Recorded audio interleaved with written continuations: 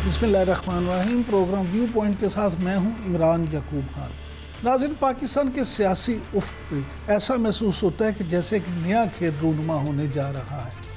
सवाल ये है कि बानी पीटीआई इमरान खान के बेटे क्या वाकई ही पाकिस्तान आ रहे हैं, और इस ऐलान के बाद कि वो पाकिस्तान में आके एहतजाजी तहरीक को लीड करेंगे और अपने वालिद की आज़ादी के लिए, अपने वालिद की रिहाई के लिए तहरीक चलाएंगे, क्या ऐसा मुमकिन होगा? इस हवाले से ये भी करासराइयाँ की जा रही हैं कि क्या वो आके वाकई ही तहरीक चलाने में कामयाब होंगे या फिर उनको भी इजाज़त नहीं मिलेगी हुकूमत की तरफ से कोई जुलूस करने की। इसके अलावा उनके नाकिद ये तनकीद भी कर रहे हैं कि मौरूसी सियासत को कोसने वाले अब किस मुंह से अपने बच्चों को सियासत में लाने की बात कर रहे हैं। प्रोग्राम के पहले हिस्से में इन तमाम सवालात के जवाबात जानने की कोशिश करेंगे और फिर प्रोग्राम के दूसरे हिस्से में आलमी सियासत के हवाले से बात करेंगे और ख़ास तौर पे हमारे साथ मौजूद होंगे ब्रिगेडियर वक़ार खान। उनसे जानेंगे कि ईरान इसराइल सूरत हाल जो है उस पर मज़ीद क्या होने जा रहा है और इंडिया मज़ीद क्या खेल रचा रहा है। प्रोग्राम के आखिरी हिस्से में बात होगी अदाकारा हुमैरा असगर के पुरसरार कत्ल की, और उनका जनाजा अदा करने के बाद उनको दफना भी दिया गया है।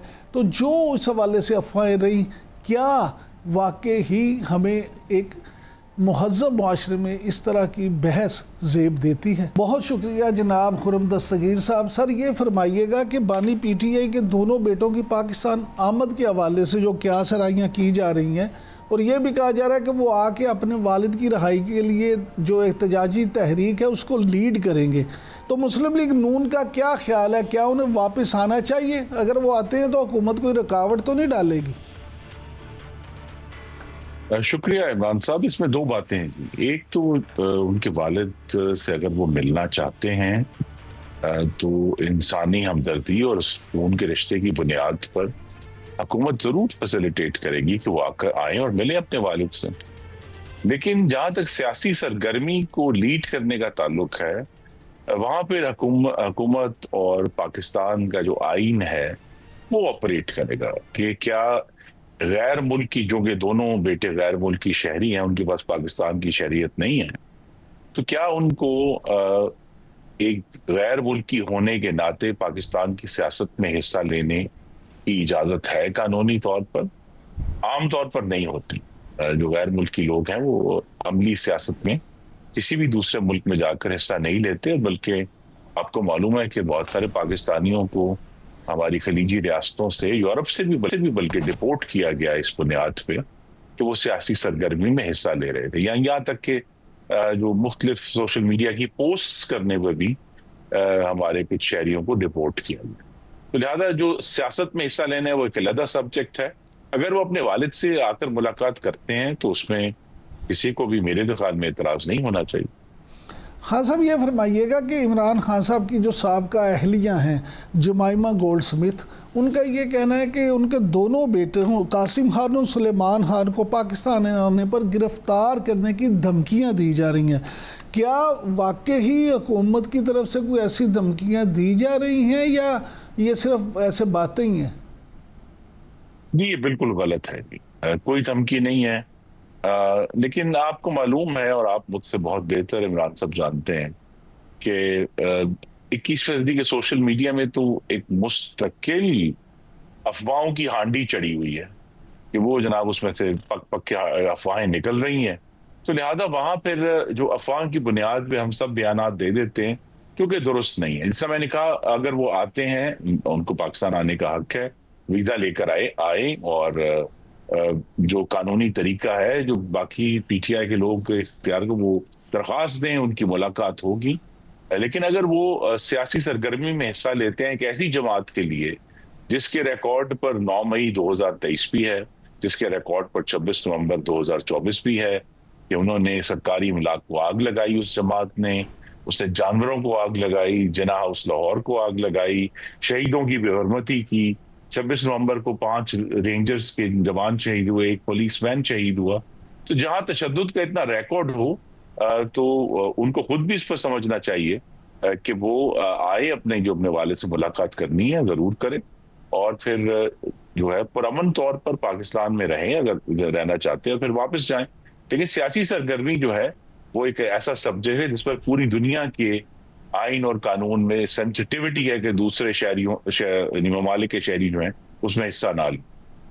हाँ सब कुछ जो हुकूमती अहदेदारान है उनका ये भी कहना है कि सारी ज़िंदगी तो मौरूसी सियासत को बुरा भला कहा है पीटीआई के लीडरशिप ने, तो अब अगर उनके बच्चे आते हैं और यहाँ उनके लिए तहरीक चलाते हैं तो क्या ये मौरूसी सियासत नहीं है? जो चाहो सो आप करो, हमको अबस बदनाम किया। रान साहब, ये तो आपने देख ही लिया है कि पीटीआई पर कोई कवानीन और किसी इखलाक का इतलाक नहीं होता। वो जो चाहे उनका हुस्न करिश्मा साज करे, वो जो जब चाहे यू टर्न, आपको मालूम है कितनी बड़ी उनकी एक रिकॉर्ड है। तो वो मरूसी सियासत भी एक ईंधन है उस इक्तदार की हवस का ना। तो लिहाजा अब जबकि उनके तमाम जो तसादुम का, तनाव का, टकराव की सियासत नाकाम हो गई है और उन्होंने तमाम जो जमहूरी पार्लिमानी रस्ते थे मुज़ाकरात के, बैठकर बात करने के, वो भी बंद कर दिए हैं। तो अब ये उनका एक लेटेस्ट टैक्टिक है कि वो अब बानी चेयरमैन के बेटों को भी इसमें शामिल करना चाहते हैं। तो वो उनकी मौरूसी सियासत का भी इशू है और दरअसल उनका जो अमूमी तरीका सियासत है उसकी नाकामी है कि अब उनको बेटों को बुलाकर जो है कहते हैं कि, हालांकि बैरिस्टर अली जफर ने मुझे जो अभी तक हमें मालूम हुआ है उन्होंने यही कहा है कि वो आएंगे, मुलाकात करेंगे और वापस चले जाएंगे, और बेहतर तरीका यही है, कानून भी यही कहते हैं। अच्छा हाँ साहब, ये फरमाइएगा कि जैसे आपने कहा कि सोशल मीडिया पे तूफान बदतमीज़ी है अफवाहों का, तो एक अफवाह और बड़ी गर्म है कि जी सदर मुमलिकत आसिफ अली जरदारी साहब कहीं जा रहे हैं और फील्ड मार्शल हैं जो उनको शायद सदर बनाया जा रहा है। हालांकि वज़ीर दाखिला मोहसिन नकवी साहब ने तो इसकी तरदीद भी की है और कहा कि सदर से इस्तीफ़ा लेने या आर्मी चीफ को सदर बनाने की कोई तजवीज़ ज़ेरे गौर नहीं। ये अफवाहें कौन फैला रहा है और क्यों फैला रहा है?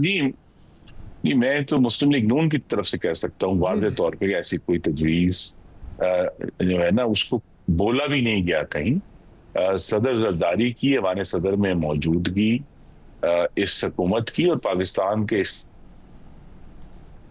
ये जो बंदोबस्त है और ये जो कोलिशन बनी है ये इंशाल्लाह अगले इलेक्शन तक चलेगी और इस्तेहकाम के साथ चलेगी।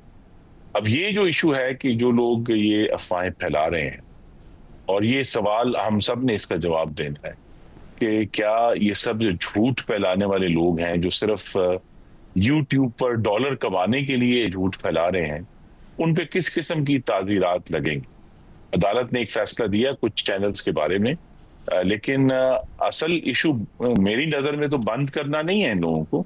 इन लोगों पर जो हद तक इज़्ज़त के कवानीन है या इलेक्ट्रॉनिक मीडिया पे के ऊपर अब काफ़ी कवानीन मौजूद हैं, ऐसे झूठ फैलाने वालों पर कवानीन का इतलाक होना चाहिए, बजाय ये कि उनके चैनल बंद किए जाए। खुर्रम साहब ये फरमाइए कि लोरा लाई में जो सानहा रूनुमा हुआ है ये कैसे रुकेंगे और क्या आप किस तरह से देखते हैं, क्योंकि आपकी जमात की हुकूमत है बलूचिस्तान में भी, तो आप वज़ीर दिफा भी माजी में रहे हैं, कि मामला को किस तरह से कंट्रोल किया जा सकता है, अमन कैसे कायम होगा? जी इसके दो बड़े वाज़े हम समझते स्ट्रैंड्स हैं या दो इसके मुख्तलिफ धागे हैं जिनको जोड़कर ये मामला होगा।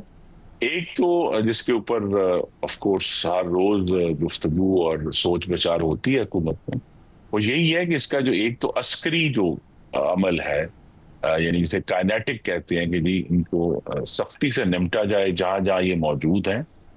और इसमें नाजरीन को ये भी याद कराना जरूरी है कि हिंदुस्तान पूरी तरह इसमें मुलव्वस है।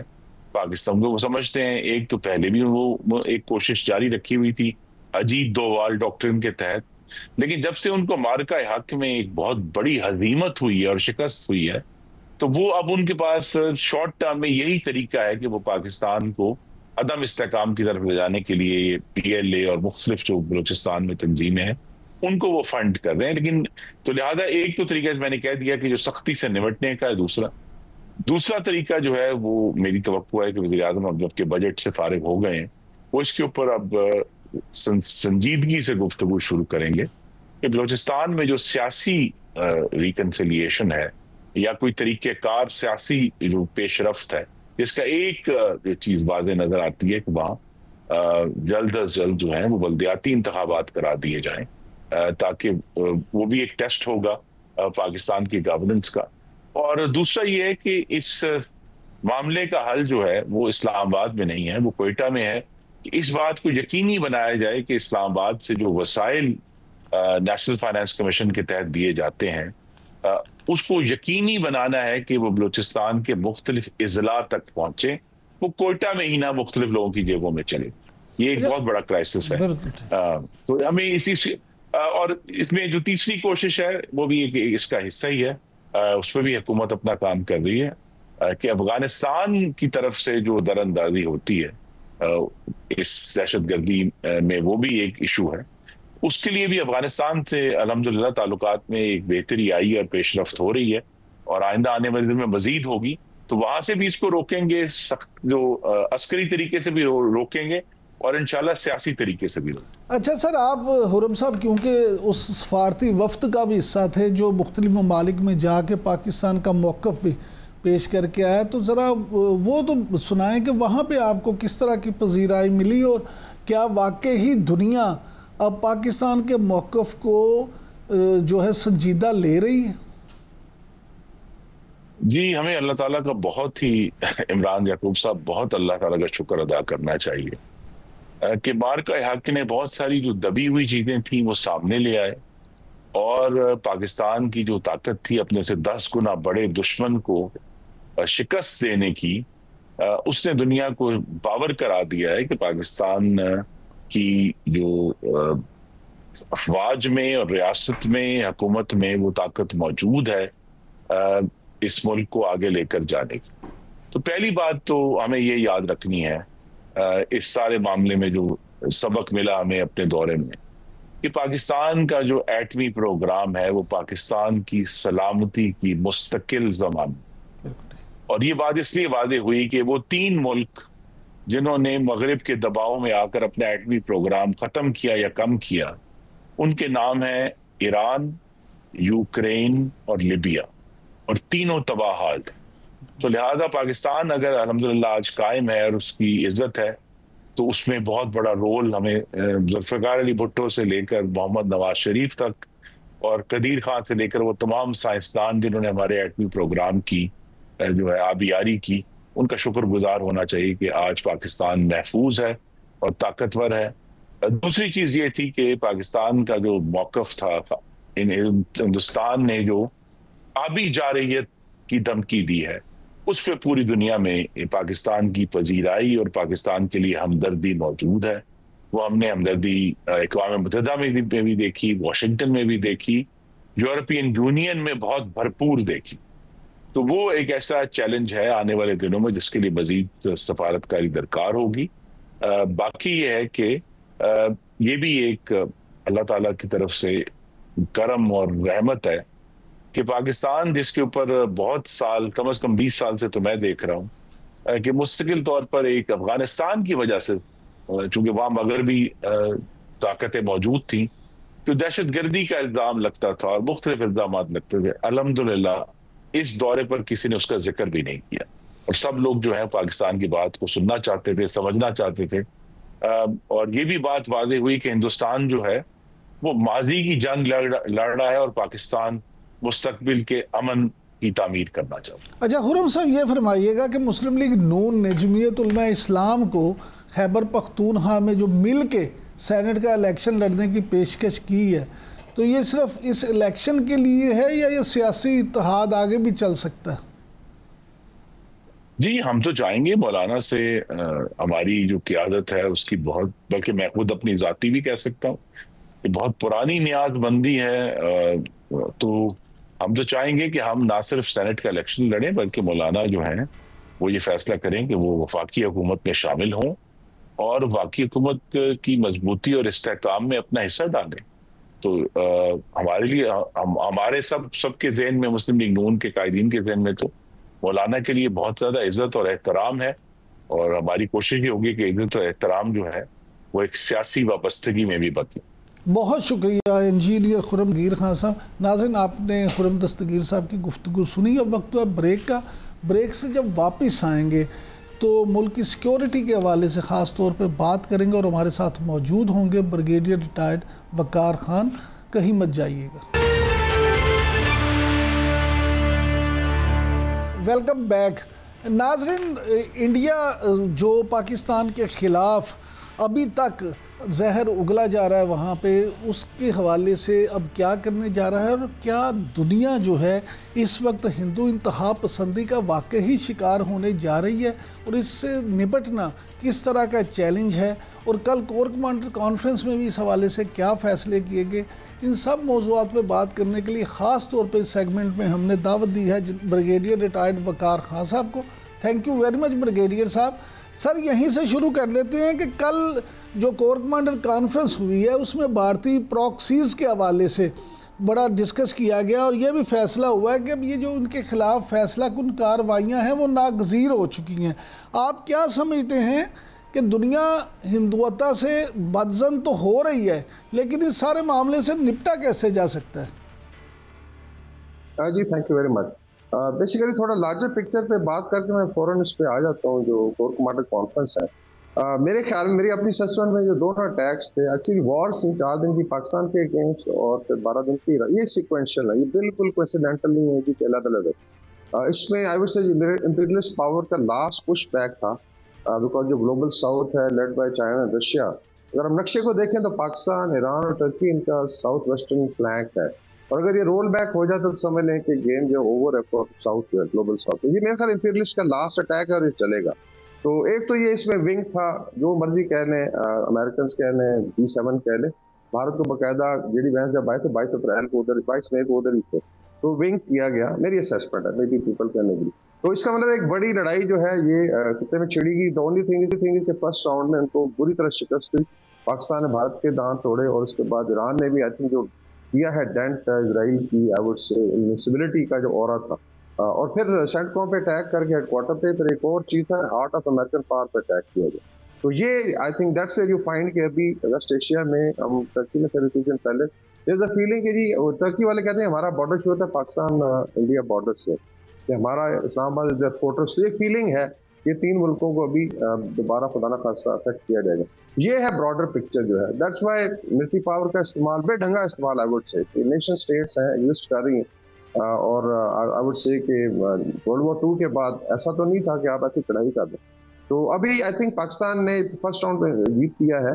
बाकी ये प्रॉक्सी चलेगी, लेकिन मेरे ख्याल में जो ईरान के साथ कोलैबोरेशन जो इन्फॉर्मेशन आई है रिगार्डिंग हिंदुस्तान और किसी हद तक TPP का भी इंशाल्लाह बंदोबस्त, इस साल ये फाइनल लड़ाई है, इंशाल्लाह को स्मैश किया जाएगा। दैट्स वाई डिटर्मिनेशन नजर आई। अभी कोर कमांडर कॉन्फ्रेंस में आई थिंक इन चीज का अहाता किया गया। ये भी एक मेंशन था कि वाई मिलिट्री पावर का इस्तेमाल बढ़ता जा रहा है। आप रशिया यूक्रेन वॉर देख लें, फिर गाजा का है, और आप देखें apathy to loss of life है, एपैथी टू पीस है, किसी को परवाह ही नहीं है, बिकॉज इतना डिवाइड हो चुका है। तो ये आई थिंक इस पर्सपेक्टिव में एक तो हमें तैयार रहना होगा, और दूसरा कैपेबिलिटी मजीद बढ़ानी पड़ेगी। इसके अंदर बड़ी मेजर डेवलपमेंट्स हो रही हैं, इंशाल्लाह ताला मिलिट्री पोटेंशियल भी अपग्रेड किया जाएगा। दुनिया ने एक देख लिया इंसिडेंटली, जो भारत चाहता था, अजाइम जो थे 3-4 उसके ऑब्जेक्टिव थे, अगर आप इजाजत देंगे उसकी बात करें, what was there objective with Pakistan, और कैसे ये सारे के सारे उल्टे पड़ गए, और अभी प्रिसाइसली जो वो चाहते थे this started happening in India. अभी भारत में मोदी के रिमूवल की कॉल आ रही है, विच इज वेरी स्ट्रेंज।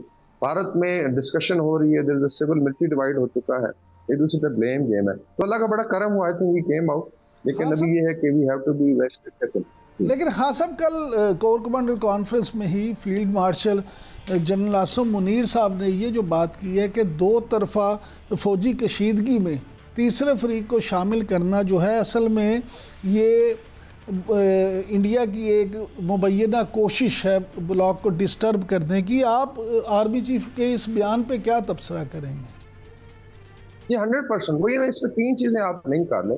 एक तो ओवरऑल इंपीरियल फोर्सेस जो हैं वो चाहती हैं रोल बैक करना, सारा जो इन्फ्लुएंस था, कैसी पैक है, चाहे आपका नॉर्थ साउथ कॉरिडोर है रशिया का, अगर ईरान को करता है, तो इसी तरह से इसराइल को लॉन्च किया इधर से मोदी को। 2 ही तो गुंडे हैं बेसिकली, एक मोदी है और एक नेतन्याहू है, और उसके अंदर अभी जब बिल्कुल शिकस्त हुई, अमेरिका ने भी किया और अप्रिशिएट किया गया, लेकिन अल्टीमेटली ज्यूइश लॉबी आ रही है, आप देखेंगे इनके अभी मीडिया में बड़ी बड़ी स्टोरीज आएंगी, ये हो जाएगा वो हो जाएगा। तो जो चाइना का बोगी आप जिस तरफ इशारा करें खड़ा किया, जिसमें बेसिकली एक हजीमत का सामना है, फ्रस्ट्रेशन है कि यार हम क्या करने जा रहे थे, इधर तो उन्होंने मुंह तोड़ दिया। तो डेफिनेटली अभी भारत की लंबी बात हो जाएगी 5-6 मुल्कों से, तो वो असला नहीं देते। मतलब 85 अरब डॉलर का आपका बजट है, 5 अरब डॉलर मजीद डाल रहे हैं इमरजेंसी, तो मतलब क्या कर रहे हैं? या तो आप नाअहल है, उसके बाद आपकी मिलिट्री जो है बिल्कुल किसी काबिल नहीं है, और वो 2020 में भी डिस्प्ले और 2019 में हुआ, चाइना 4,500 स्क्वायर किलोमीटर ये नहीं वापस ले सके। तो यहाँ से भी अगर ठुड्डा पड़ा है तो मेरे ख्याल में अभी it is a cover up. दूसरा एक और फैक्टर है कि ट्रंप शायद आए, जो क्वाड समिट के लिए वो होनी है, जो रूटीन होती है हर साल शिफ्ट होता है चारों मुल्कों में, तो वो दिल्ली आने से, तो उसके लिए डेफिनेटली चाइना के बोगी खड़े के भारत ने प्रूव तो करना है जी कि अभी हमने चाइना को रोकने के लिए, लोग जूते मारेंगे जी आपको खड़ा किया था चाइना को अंडरमाइन करने के लिए या कंटेस्ट करने के लिए, आपको एक पाकिस्तान ने इतनी टुकाई कर दी है कि हाँ साहब, लेकिन जो भारत के जनरल अनिल चौहान हैं उन्होंने तो तशवीश जाहिर की है कि पाकिस्तान, चीन और बांग्लादेश है जो इसको अगर ये इस ब्लॉक को देखें तो ये भारत के लिए एक ख़तरा है। तो इस सारे मामले को आप किस नज़र से देखते हैं? जी मेरे ख्याल में ये एक्सेप्टेंस है, मिलिट्री ये कह रही है कि व्हाट इज़ द पॉलिसी, कि यही बांग्लादेश जो दोस्त था, चाइना के साथ भी ट्रेड है, पाकिस्तान के साथ भी 2014 पहले तक ठीक थे, थ्रेट तो बढ़ गया। तो आपकी हरकतें ऐसी हैं ना जी, तो साउथ एशिया में आप कंटेस्ट से हुए पाकिस्तान इंडिया का, हमने तो बड़ा उसको प्रिसाइसली वॉच किया, जो पब्लिक का था, even I would say even government level पे बहुत ज्यादा सपोर्ट थी पाकिस्तान को। नेपाल जैसे लोग कह रहे हैं कि हम देख लेंगे भारत को, श्रीलंका भी इंशाल्लाह आर्मी चीफ जा रहे हैं, तो इधर तो भारत को भी आई थिंक लेने के देने पड़ गए नहीं। वो जो इनको डर था कि सर्कल ड्रॉ कर देगा चाइना और Pakistan, that is started happening. तो प्रिसाइसली आपकी फॉरेन पॉलिसी नाकाम हो चुकी है, आप एससीओ में ठुड्डे पड़े। ब्रिक्स वाले कह रहे हैं लिटरली, अभी ब्राजील का मैं देख रहा था इंटरव्यू, एक एनालिस्ट है आर्टिवन का जी, कि ये ट्रोजन हॉर्स है भारत ब्रिक्स में, इसको निकालें यहाँ से, बिकॉज ये दोगलापन जो है दोनों तरफ से लेने, इस तरह नहीं चलता। मेरे ख्याल में रीजन में भी बड़ी I would say Bharat gone down very badly, और शायद एक गिला था अनिल चौहान का कि अगर थ्रेट बढ़ रहा है तो फिर किसकी गलती है? लेकिन ब्रिगेडियर साहब यहाँ पे ये भी एक सवाल है कि जिस तरह आपने खुद अपनी गुफ्तगू में कहा कि जो दो गुंडे हैं नेतन्याहू और मोदी, तो लेकिन ये भी तो एक हकीकत है ना कि इनके सरपरस्त तो इनके अब्बू जान तो अमेरिका बहादुर ही है। तो आप क्या समझते हैं कि अगर इसी तरह से होगा तो फिर दुनिया में कैसे अमन कायम हो सकता है? और फिर इसराइल और ईरान के जो मामलात हैं उस पर आप अगर नज़र दुराएं तो वहाँ इसराइल के साथ भी पीछे अमेरिका ही खड़ा है। तो इस सारे मामले पे अगर अमेरिका सिद्के दिल से ये कोशिश नहीं करेगा और उनकी पुष्टपनाही करेगा तो फिर कैसे अमन कायम होगा? जी जी बिल्कुल, आई 100% लेकिन आई स्टैंड बाय कि ये जो इंपीरियलिस्ट फोर्सेस की बात में बेसिकली वही है, चाहे वो इंपीरियलिस्ट हैं, G7 पूरा असम शामिल है, लेड बाय अमेरिका, फिर जायनिस्ट हैं और फिर ये फासिस्ट हैं। तो ये आप कह लें G+2 कह लें, इजराइल और इंडिया को शामिल करें। ये अभी मेरे ख्याल लास्ट डिच एफर्ट देखें, अभी भी चाइना का अभी हुआ है परसों इंसिडेंट, रेड सी में इनका शिप्स थे, फ्रिगेट्स थे और ऊपर से जर्मन जहाज सर्विलेंस कर रहे हैं। भाई आपका क्या ताल्लुक है रेड सी में? उन्होंने से लेजर से आगे से कुछ किया है और भागे वहां से, अभी बड़ा शोर मचा रहे हैं। अभी काइंड ऑफ टेक्नोलॉजी जो भी आ रही है ग्लोबल साउथ के पास, इंशाल्लाह हमारे पास भी अवेलेबल होगी, बड़ी परेशानी है। तो ये आई वुड से कि बहुत बड़ा आखिरी मार्का है, और ये आगे जो दो आई वुड से पूडल्स आगे किए हुए हैं, एक भारत है और एक इजराइल है, तो इसी कंटेस्ट में मुनाफकत चलती रहेगी, आपको भी पेप टॉक की जाएगी। पाकिस्तान है तो मेंटेन बायलैटरल रिलेशन भी होंगे, मल्टीलैटरल, उसमें हमने हर एक के साथ बना के रखी है। लेकिन जहाँ दोस्त हैं लाइक जो सामने आए हैं, इसमें आई वुड से टर्की है, अजरबैजान है, चाइना, और अभी ईरान को भी बड़ा क्लियर रियलाइजेशन हो गया कि ये किसी के सके। मिडिल ईस्ट के लिए एक पैगाम है कि अगर आप अलाउ करेंगे व्हाइट कॉलर बैठा हुआ है भारत का मिलियंस में, तो खुदा ना खास्ता का रिजीम चेंज के जब प्रोग्राम बनेगा तो इनको भी स्टैप बैक किया जाएगा। तो दे शुड लुक इट। मैं हर जगह बात कर रहा हूँ कि आप भी देखें, इनके बिजनेस मैन है, IT वाले हैं, कतर ने सजाए मौत दी थी इनके 8 नेवल रिटायर्ड ऑफिसर। ब्रिगेडियर साहब ये फरमाइएगा कि जो इसराइल के मुमकिना जो नए हमले के पेश नज़र आप देखें कि ईरान जो है वो चीन से अब जो टेक्नोलॉजी हासिल करना चाहता है, तो आप क्या समझते हैं कि एयर डिफेंस सिस्टम हासिल करने के बाद उसका दिफा मजबूत होगा, और क्या वाकई ही इसराइल का दोबारा ईरान पे हमला करने का खतरा मौजूद है? ये खतरा तो रहेगा, लेकिन मेरे ख्याल में अभी तो जख्म चाट है। दूसरा देखिए, गैप जो आए थे ईरान के डिफेंस में ही थे, फाइट की उनके अपने बिजनेस की, जो ऑफेंसिव मिसाइल पावर है तो उनकी नॉर्मस है, लिटरली थाउजेंड में, और जो उनका ज्योग्राफी उससे लंबी बात और माउंटेनस है, टनल्स भर पूरे शहर हैं, and that's why I think they were spared. ठीक है, उनकी असैसिनेशन हुई जो गद्दारों ने की, लेकिन मेरे ख्याल में मिसाइल पावर से जब ऐड करते हैं डिफेंस सिस्टम आए तो लेट्स से HQ9 है या HQ19 आए तो इंशाल्लाह पाकिस्तान, तो क्यों चाइना नहीं करेगा? बिकॉज देखिए ये सारी वही लड़ाई है, ग्लोबल साउथ को they will not allow to be roll back. इसमें इन्वेस्टमेंट है $400 अरब। दे ऑल्सो फील कि एक्चुअली चाइनीज और रशियन जो आप कह लें जो साउथ का ब्लॉक बन रहा है वो अगर उनको डेट करना है तो यही 3 ममालिक हैं। और टर्की में भी यही डिस्कशन होती है कि ईरान खुदा न खास्ता फॉल करता है तो पहली बारी पाकिस्तान और टर्की की है। तो ये बड़ी क्लैरिटी है वेस्ट एशिया में। आई थिंक D8 में या ECO की समिट में भी यही बातचीत हुई होगी। Now we have to realize कि this is the central battleground है। अगर आपने ज़ायनिस्ट का और फासिस्ट का साथ देना है तो बारी बारी फिर वही सारे मारे जाएंगे। साइलेंस ऑफ द लैम्स है कि कसाई है एक एक बकरे को लेकर ज़बह करता जाएगा और आप चुप करके तो कोई भी नहीं बचेगा। दैट्स व्हाई आई थिंक ये जो बातचीत हुई पाकिस्तान ने जब ईरान का साथ, it was very clear despite कि हमारे डिफरेंसेस रहे हैं। अब Iran is I think pleasantly surprise. उनकी यूथ कह रहे हैं यार हम हैरान हो गए काइंड ऑफ सपोर्ट पाकिस्तान ने पब्लिकली अवाम ने जो की है। तो आई थिंक ये एक नई सोच है। मेरे ख्याल में चीज़ें बेहतर होंगी। और अगर किसी ने गलती करनी, मैं हमेशा कहता हूँ आप 8 घंटे की लड़ाई कर लें, 8 दिन की कर लें, 800 साल की कर लें, इंशाल्लाह पाकिस्तान विल बी रेडी। अच्छा ब्रिगेडियर साहब ये फरमाइएगा कि इसराइली जो वज़ीर आज़म हैं नेतन्याहू, उनका ये कहना है कि जी उन्हें इल्म है कि ईरान का जो यूरेनियम है ज़ुर्दा वो कहाँ पड़ा है। एक तरफ वो ये दावा कर रहे हैं, दूसरी तरफ अमेरिका ने जो हमले किए उसमें भी वो उस तरह का नुकसान नहीं पहुंचा सका ईरान को। तो आप क्या समझते हैं कि ये सिर्फ गिदर बबकियाँ या फेस सेविंग के लिए नेतन्याहू ऐसी बातें कर रहे हैं या वाकई ही उनकी इंटेलिजेंस है? इसमें आई थिंक जो उनके बड़े एनालिस्ट हैं न्यूट्रल, इसमें स्कॉट पिटर है, कर्नल मैकग्रेगर है, उसको शक आप सुन लें जो न्यूट्रल एनालिसिस करते हैं। तो वेपन इंस्पेक्टर भी रहा है तो वही कह रहे हैं जी कि फर्दों का जो था बेसिकली तो ये देखा जाए तो अल्बर्ट माउंटेन की साइड पे एक जगह है और वहाँ पे जो है 1 किलोमीटर तो हाइट थी पहाड़ की और अगर बेस में था अगर आपने 300 फुट की पेनिट्रेट किया तो टेक्निकली ठीक है आपने हिला जरूर दिया सिस्टम में, हुआ नहीं है और बाकी आई एम श्योर ईरान ने रिकवर कर लिया था। एक तो ये, दूसरा ये बोगी ईरानी है। देखें ये थ्रेट जिस तरह पाकिस्तान को किया जा रहा है और मैं अभी क्लेम कर रहा हूँ कि इजराइल और इंडिया की कोलैबोरेशन बढ़ेगी। मीडिया में आप देखें बिकॉज उनको बड़ी सख्त तकलीफ थी कि यार कैसे स्टैंड लिया, बिकॉज साफ ज़ाहिर एक मॉरल स्टैंड था पाकिस्तान का फॉर ईरान और हम डेफिनेटली उसको हको बातिल का मार के समझते। तो ये एक तो बोगी रखी जाएगी कि अगला अटैक करना है तो उसके लिए कोई बहाना हो। लेकिन मेरे ख्याल में अब international community fed up with them, internal calls आ रही हैं। फिर गजा का आप देखें जो हशर किया है, ये वही बात है, ये इंपीरियलिस्ट फोर्सेस का आखिरी मार्का है। अब ये देखना है कि इसके अंदर कौन कौन इफेक्ट होता है। तो जो मुल्क आई थिंक स्टैंड करेंगे सामने, स्पेशली पाकिस्तान, ईरान, टर्की, ये सारा चेंज कर देगा सिनारियो। हाँ इफ दे बिहेव, अगर आपने रहना है इंसानों की तरह जिस तरह एक नॉर्मल स्टेट होती है, we are all for cooperation. लेकिन अगर आप समझते आप काउंट डाउन करेंगे, आप DISPR का शिपमेंट देखें कि फिर it will be painful, it will be such a reaction होगा कि फिर दुनिया जो है ना उसका उन्होंने हिट किया, फिर दुनिया फिर भूल जाए अमन शमन को। तो वो इंशाल्लाह कैपेबिलिटी है, we don't want to use it. लेकिन चाहे इजराइल हो चाहे भारत हो, कोई भी पीस मार्क खान है वो आ जाए, वील फाइट इट आउट और इंशाल्लाह ताला विल बी सक्सेसफुल। पाकिस्तान एक और है कि as a net security provider के तौर पे सामने आया है। आप लिटरली, मैंने भी एक दफा एनालिसिस किया, कभी B लाइन लगी होगी, लोग आएंगे सीखने के लिए। ये अल्लाह का करम है। साउथ अफ्रीकन एयर चीफ आए थे, चाइनीज एयर चीफ आए हुए, Turkish foreign minister, defence minister, किस लिए आए हुए हैं? एकदम इतनी क्यों फ्लरी है? तो सावधान देव सीन के यार somebody is taken a stance, फिर एक एबिलिटी है कि पायलट्स हैं, इनकी फौज है, इनकी आवाम है। लोग कहते हैं 24 करोड़ की फौज है, इसका क्या कर सकते हैं? तो ये अल्लाह का करम है। बाकी ये कि आप अपना गार्ड जो है हमेशा रखें, कायम रखें, गार्ड डाउन ना करें, बिकॉज छिछोरी हरकतों से बाज नहीं आएंगे। मेरे ख्याल में अल्टीमेटली भारत का अपना भी डिक्लाइन शुरू होगा। इनकी एक कुछ भविष्याएं भी हैं, इनकी बहुत जो है वो कह रहे हैं कि आपका जवाल का टाइम शुरू हो गया 2023-24, तो शायद उस तरफ चीज़ें जाएंगी। बहुत शुक्रिया ब्रिगेडियर रिटायर्ड वकार खान साहब। नाज़रीन आपने साहब की गुफ्तगू सुनी। अब वक्त हुआ ब्रेक का और ब्रेक से जब वापस आएंगे तो प्रोग्राम के आखिरी हिस्से में ख़ास तौर पे बात करेंगे अदाकारा हुमैरा असगर की वफ़ात के हवाले से। कहीं मत जाइएगा। Welcome back. नाज़रीन, अदाकारा हुमैरा असगर की वफ़ात को लेके बहुत सारे सवालात हैं कि जिनके जवाबात अभी तक लोग जानना चाहते हैं।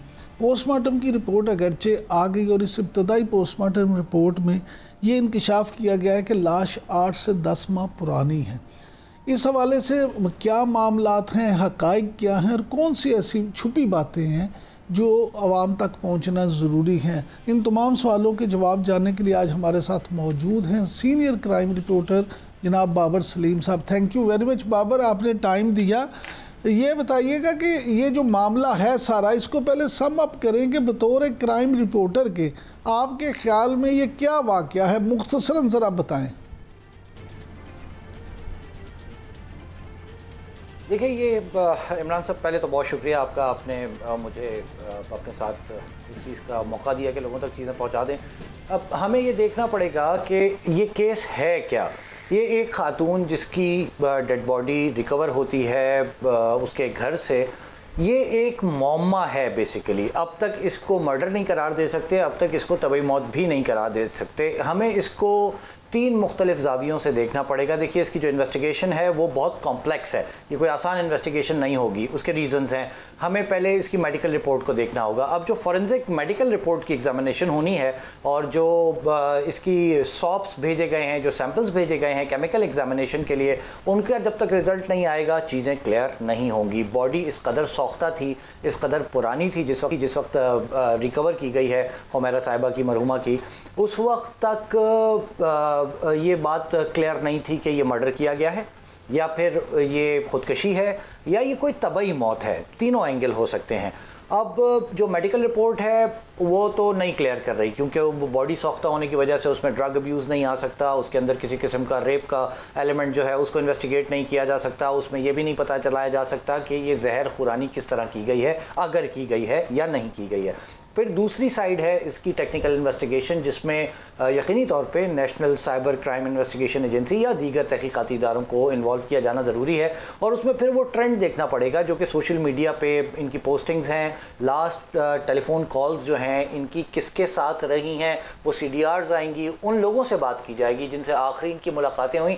और एक सबसे important point being crime reporter जो मैं समझता हूँ वो ये कि इनकी लास्ट लोकेशन जो इनके मोबाइल की है वो क्या थी, ये अभी तक बात कहीं नहीं की जा रही। ये बहुत इंपॉर्टेंट है ये जानना कि आखिरी लोकेशन घर से पहले जब वो अपने घर आई हैं या लाई गई हैं, जो भी अब तक चूँकि चीज़ क्लियर नहीं है, तो ये लास्ट लोकेशन कहाँ थी, उस लास्ट लोकेशन पे कौन लोग उनके साथ थे, आखिरी मुलाकात किससे हुई, उन तमाम लोगों के बयानात लेने पड़ेंगे। इनिशियली तो जो जहाँ इनकी रिहाइश थी वहाँ पे जो एक जनरल स्टोर है, फिर वहाँ सिक्योरिटी गार्ड है, इन सब से पुलिस ने तफ्तीश की है। वो तमाम लोग तो बड़ा क्लियर हैं इस चीज़ को लेकर के, जी ये अपने काम से काम रखती थी, बहुत ज़्यादा किसी किस्म की कोई कंप्लेंट नहीं थी, इल्ला ये कि जो मालिक मकान है वो थोड़ा सा परेशान था, उसको किराया नहीं दे रही थी, कोर्ट में केस था। तो ये मुख्तलिफ ज़ाविये हैं तहकीकात के जिस पर काम किया जाएगा, तो फिर पता चलेगा कि ये बाबर, ये तो बहुत सारी चीज़ें वाकई ही जी इसके बाद पता चलेंगी। लेकिन आप क्योंकि ख़ुद क्राइम रिपोर्टर हैं और मैं भी क्राइम रिपोर्टिंग करता रहा हूँ, ये जो कहा जा रहा है कि 8-9 महीने पुरानी लाश है, तो वहाँ पे इर्द गिर्द हमसायों को किसी को वहाँ से कोई स्मेल नहीं आई, किसी तरह से कोई पता नहीं चला, इस अरसे में कोई उसे वहाँ मिलने नहीं आया। ये मामलात भी तो हैं ना जानने वाले। देखिए इमरान साहब, कल इसके मरहुमा के हुमैरा असगर के भाई आए थे, वो यहाँ से उनकी लाश को वसूल करके ले गए हैं, तो उन्होंने भी कई सारे सवालात खड़े किए हैं। देखें, वो जो फैमिली की तरफ से बात आ रही है, पहला सवाल तो मीडिया की जानिब से ये किया गया था कि फैमिली कहाँ थी। घर की एक बच्ची है जो गुज़िश्ता 8-9 महीने से 6 महीने से राब्ते में नहीं है, उसका मोबाइल फ़ोन नहीं लग रहा है, वो सोशल मीडिया पे नज़र नहीं आ रही है, वो एक एक्ट्रेस है, एक मॉडल है, वो टीवी चैनल पे किसी ड्रामे में नज़र नहीं आ रही है, वो किधर अचानक पुरअसरार तौर पे लापता हो गई, तो फैमिली ने पता क्यों नहीं किया। अब ये इनके फैमिली के इंटरनल मैटर्स हैं। ऑब्वियसली मैं अब चूँकि वो दुनिया से जा भी चुकी हैं, मुनासिब नहीं समझता बहुत ज़्यादा चीज़ों को इस तरह कुरेदना जो फैमिली की साइड की हैं, लेकिन बहरहाल गार्जियन तो फैमिली है ना। उनके भाई का कहना यह था कि जी आप मालिक मकान से पूछगछ करें। मालिक मकान बेसिकली किराया ले रहा है, वो पैसे कमा रहा है, वो अपने जो भी ज़रूरियात होती होंगी इस अपार्टमेंट को किराए पे देके वो उससे जो किराया आता था उससे अपनी ज़रूरियात पूरी करता था। तो ये तो मुमकिन नहीं है कि कोई शख्स अपनी प्रॉपर्टी को बाउंड कर दे 6-8 महीने के लिए और 8-9 महीने का उसको किराया भी ना मिल रहा हो। तो अब तक मालिक मकान से जो पुलिस ने बात की है वो कहता है मेरे पहले इन्होंने फ़ोन उठाने बंद कर दिए थे, उसके बाद फ़ोन बंद आता था तो गुमान ये था कि शायद नंबर ब्लॉक कर दिया है।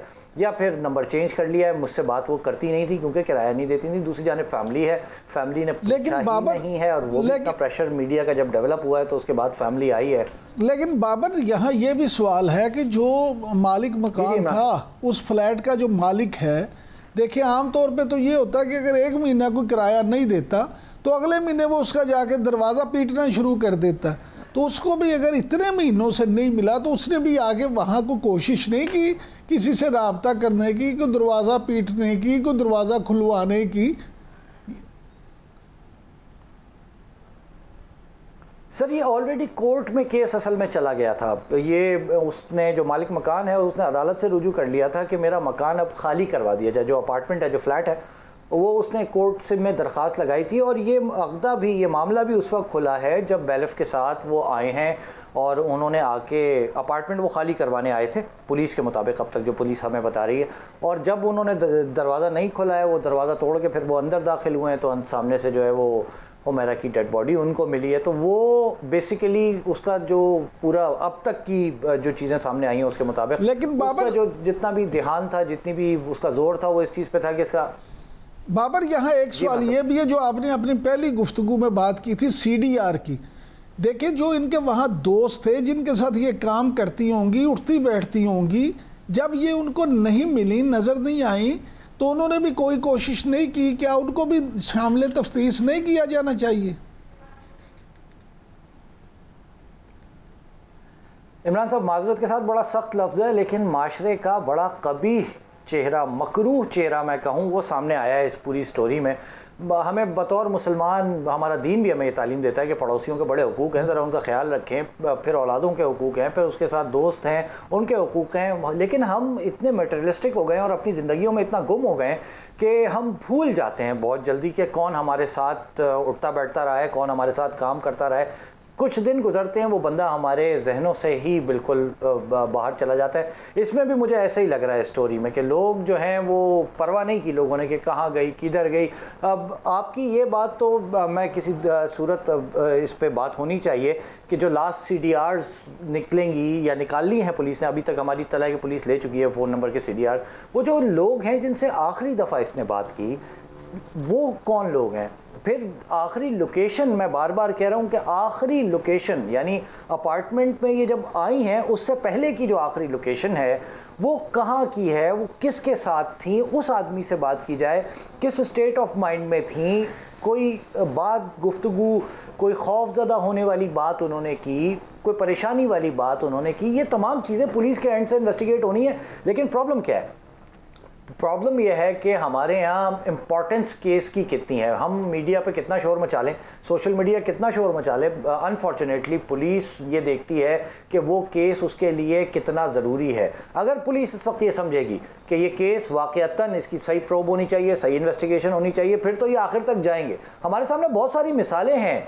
अभी हाल ही में मुस्तफ़ा आमिर के कत्ल का केस है, उसके बाद साहिर हसन पकड़े गए, ड्रग्स के नेटवर्क में बड़े बड़े नाम लिए। इमरान साहब, मैंने वो नाम सुने हैं खुद, मेरे पास शवाहिद मौजूद हैं उन नामों के, लेकिन पुलिस ने अपनी इन्वेस्टिगेशन में उन नामों को शामिल नहीं किया। तो फिर ये केस भी मुझे ऐसा महसूस हो रहा है अब कि जो मेडिकल ग्राउंड्स है, पुलिस कोशिश करेगी कि उनको बतौर शवाहिद मान लिया जाए, और अगर तबाही मौत आ जाती है तो पुलिस के लिए आसानी हो जाएगी, केस क्लोज कर देंगे।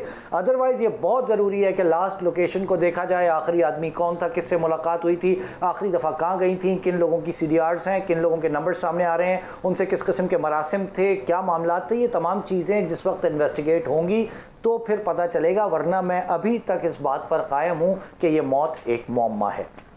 बाबर, एक सवाल ये भी है कि कुछ इतलात के मुताबिक या कुछ रिपोर्टर्स के मुताबिक ये इनके जो कुछ हमसाए हैं उनकी तरफ से ये इतलात भी आई हैं कि ये चीखती चिल्लाती थी, इनके फ्लैट से ये आवाज़ें आती थी।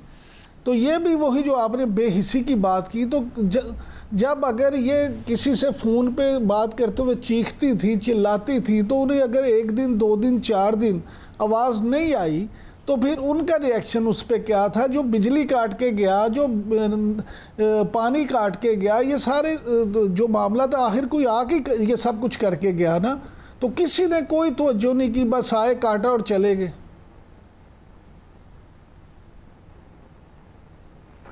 इमरान साहब, बेहिसी की बहुत ही खौफनाक मिसाल है ये केस। देखिए, उमूमी तौर पे हमारे यहाँ जो इदारे हैं, के इलेक्ट्रिक वाले ने जब बिजली काटनी होती है कराची में आके, तो वो खामोशी से आता है, उसके पास मीटर नंबर होता है, उसके बाद बिल होता है, उसे पता होता है ये डिफ़ॉल्टर हैं, इनकी जानिब से पेमेंट नहीं हुई, वो खामोशी से तार काटता है, चला जाता है। SSGC की तरफ से कोई आता है, सुई सदन गैस कंपनी की तरफ से वो आता है, वो उस कनेक्शन को लॉक करता है, वहाँ से मज़ीद फर्दर गैस आगे नहीं जा सकती। ये सारा काम घर के बाहर से होता है। आपने कहा कि वो चीखती थी, चिल्लाती थी। देखिए, भांत भांत की कहानियाँ हैं, जिसके जो मुंह में आ रहा है वो इसमें बोले जा रहे हैं। हालांकि बहुत एहतियात से इन्वेस्टिगेट करने वाली स्टोरी है ये, इसमें बहुत ज़्यादा अजम्पशन नहीं करनी चाहिए मेरी ज़ाती राय में। और इसके साथ ये बात आप जो कह रहे हैं कि वो चीखती चिल्लाती थी, ये बात मुझे भी वहाँ मौजूद एक शख्स ने कही कि जी अक्सर जो है इनकी जानिब से शोर किया जाता था, और ये सब पूछा हमने उनसे कि भाई कौन किस नौइयत का शोर था, तो वो कहते हैं कि जी आवाज़ें सिर्फ शोर की आवाज़ आती थी, अल्फाज हम नहीं समझ पाते थे, किससे बात करती थी, क्या करती थी, उनका पर्सनल मैटर है। तो हमने उनसे कहा कि जी ये अकेली रहने वाली थी, कोई बंदा आके पूछता है तो उसका कहना ये था कि वो बहुत ज़्यादा घुलती मिलती नहीं थी लोगों के साथ, वो पसंद नहीं करती थी कि कोई उनसे सवाल करे। लेकिन मैं ये समझता हूँ कि जो फैमिली सिस्टम है उसकी बर्बादी की बहुत क्लियर मिसाल है ये केस। किस तरीके से नाराज़गी है, नहीं है, पसंद है, नहीं है। फैमिली से लड़की अगर निकल जाए 6-8 महीने, इमरान साहब ना भाई पूछ रहे हैं, वालिद साहब वो कहते हैं बुज़ुर्ग हैं, ठीक है, लेकिन भाई तो हैं और फैमिली तो है ना। 6-8 महीने राब्ता ही ना हो, फ़ोन बंद आ रहे हो, कोई पीछे ना आए, कोई पूछे नहीं, किसी को ये ना पता हो वो रहती कहाँ है, घर का एड्रेस नहीं पता हो, तो फिर उसके बाद रह क्या गया जानने के लिए। तो बड़ा अजीब और गरीब मामला है। मैं तो खैर दुआ करता हूँ अल्लाह पाक हमारे बच्चों को और हमें सिरात मुस्तकीम अता फरमाए और हम फैमिली बॉन्डिंग में रहें, कम अज़ कम जो माशरती इक़्तिदार है। जो कत्ल केस है, ये अभी कत्ल है या नहीं, ये तो एक मुअम्मा है, लेकिन रिपोर्टर जो हमारे सीनियर रिपोर्टर बाबर सलीम हमारे साथ मौजूद थे, उनका ये कहना है कि इस केस में बहुत सारे सवालात हैं ऐसे जिनके जवाबात जानना बहुत ज़रूरी हैं। आज के लिए इतने, कल आपसे फिर मुलाकात होगी। कल तक के लिए इजाज़त दीजिए। अल्लाह निगहबान।